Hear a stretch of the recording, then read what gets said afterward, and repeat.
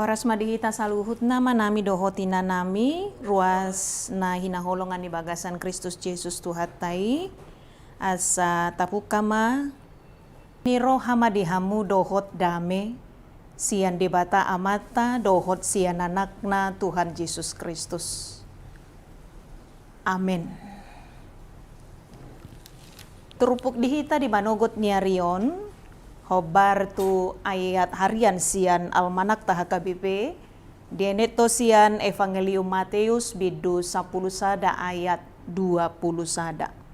Matius 10 sada ayat 20 sada songonoma tarsurat disi. Marjia maho Korasin, marjia maho Betsaida. Ai out di huta Tirus dohot Sidon di pamasa hagogoon akana masa dihamu dang tarbahin so paubaon na rohana ujui marabitogoni hudul di orbok. Celakalah engkau Korazim, celakalah engkau Betsaida, karena jika di Tirus dan di Sidon terjadi mukjizat-mukjizat yang terjadi di tengah-tengah kamu, sudah lama mereka bertobat dan berkabung. Demikian firman Tuhan. Bapak Ibu Jemaat yang terkasih dalam nama Tuhan kita Yesus Kristus, kisah Injil yang kita renungkan bersama pada pagi hari ini adalah mengisahkan bagaimana Yesus mengecam beberapa kota yang menutup diri, penduduknya yang tidak peduli terhadap keselamatan yang datangnya dari Yesus. Mengapa Yesus begitu marah sehingga mengecam dan mengutuk kota itu? Karena penduduknya tidak mau bertobat, tidak peduli dengan anugerah keselamatan yang ditawarkan oleh Yesus. Berkaitan dengan hal ini, mungkin di tengah-tengah kehidupan kita pun, kita pernah mengingatkan seseorang karena kesalahan yang dilakukannya. Tapi kita justru menerima reaksi, emangnya gue pikirin, apa yang salah? Urus aja urusanmu sendiri. Melihat reaksinya mungkin kita berkata, kok masih ada ya orang yang seperti ini? Kita mengingatkan justru kita yang disuruh untuk mengurus urusan kita sendiri. Kenapa masih ada orang yang seperti ini? Tapi bagaimanapun di dalam kenyataannya, kita bisa saja memang berhadapan dengan orang-orang yang seperti itu. Tidak peduli. Sekalipun sebenarnya kita mengingatkan demi kebaikannya. Kita bisa saja berhadapan dengan orang-orang yang mengeraskan hatinya, bahkan kita yang dianggap usil dengan kehidupannya. Karena itu kembali ke nats kita pada pagi hari ini, kita pun akhirnya bisa membayangkan bagaimana marahnya Yesus terhadap penduduk kota yang tidak peduli dengan peringatannya. Kalau kita baca di ayat 20, di mana di tempat itu Yesus banyak melakukan tanda-tanda mukjizat. Di ayat 21 disebutkan yaitu kota Korazim dan kota Betsaida. Ada beberapa murid Yesus yang berasal dari kota itu. Bahkan di tempat itu Yesus beberapa kali melakukan tanda mukjizat, termasuk orang buta yang dicelikkan matanya dan Yesus yang memberi makan 5.000 orang. Tapi mereka tidak peduli dengan peringatan itu. Bapak Ibu Jemaat yang terkasih, di saat Yesus melakukan banyak tanda mukjizat di suatu kota, sebenarnya secara tidak langsung derajat dan status kota itu akan menjadi istimewa dalam pandangan banyak orang pada saat itu. Kalau di zaman kita sekarang ini, mungkin kota itu akan terus mendapatkan pemberitaan. Tapi kota yang istimewa dalam pandangan orang sama sekali tidak mendapatkan pujian dari Yesus sendiri. Sebaliknya kita lihat dalam nats kita ini mendapat kecaman dan kutukan. Kenapa? Karena sekali lagi mereka tidak peduli dengan peringatan. Mereka tidak membuka diri terhadap peringatan. Sekalipun sang pembuat mukjizat sudah di depan mata, mereka melihat bagaimana tanda-tanda mukjizat yang sudah dilakukan oleh Yesus, tapi mereka tak membuka hatinya kepada sang pembuat tanda mukjizat itu yang menawarkan keselamatan. Kita mungkin masih ingat peristiwa dalam Lukas pasal 11, di mana Yesus mengusir setan dari seseorang yang membuatnya bisu, tak bisa bicara. Ketika Yesus berhasil mengusir setan dari diri orang itu, membuat dia akhirnya bisa berbicara kembali, maka dari antara orang banyak itu ada yang berkata dia mengusir setan dengan kuasa penghulu setan, yaitu Beelzebul.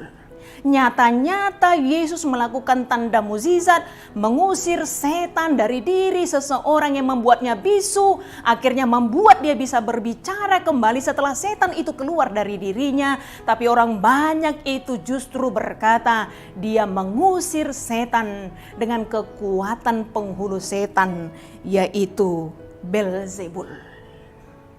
Kata-kata yang sesungguhnya sangat meyakinkan. Tapi itulah bentuk dari kekerasan hati.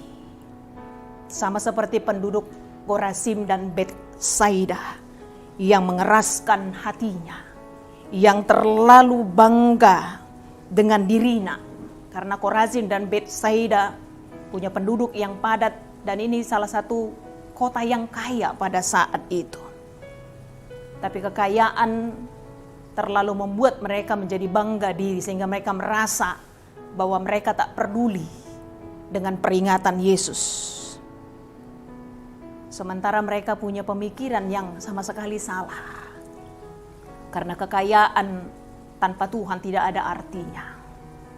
Kekayaan tanpa Tuhan tidak akan mempunyai arti apa-apa. Karena memang setelah Yesus mengecam kota ini, maka kota ini menjadi makin merosot dan menjadi desa yang miskin. Keangkuhan, kekerasan hati, dosa telah menghancurkan kota ini. Karena itu sebenarnya firman Tuhan juga mengingatkan kita, tak ada artinya mengeraskan hati. Tak ada artinya terlalu merasa bangga diri. Tak ada artinya merasa tanpa membutuhkan Tuhan dalam kehidupan kita. Karena sama seperti Korazim dan Betsaida, kota-kota itu berubah menjadi kota yang miskin karena Tuhan sudah mengecam dan mengutuknya. Jemaat yang terkasih, kecaman Yesus terhadap kota yang tidak bertobat itu sesungguhnya juga menjadi peringatan bagi setiap kita agar membuka hati kita terhadap peringatan Tuhan. Membuka diri kita terhadap setiap kebenaran firman Tuhan yang sudah kita dengarkan. Karena bagaimanapun kebenaran firman Tuhan itu yang menuntun kita kepada kehidupan. Kebenaran firman Tuhan itu yang mendidik kita di dalam kebenaran.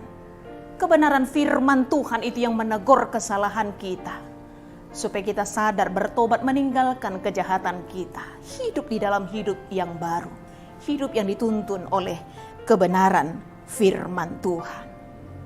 Karena firman Tuhan juga mengingatkan kita dalam Ibrani pasal 4, hari ini jika engkau mendengar suaranya, jangan keraskan hatimu. Karena bagi kita setiap hari ini adalah kesempatan yang diberikan oleh Tuhan kepada kita. Hidup ini adalah kesempatan, hidup ini untuk melayani Tuhan.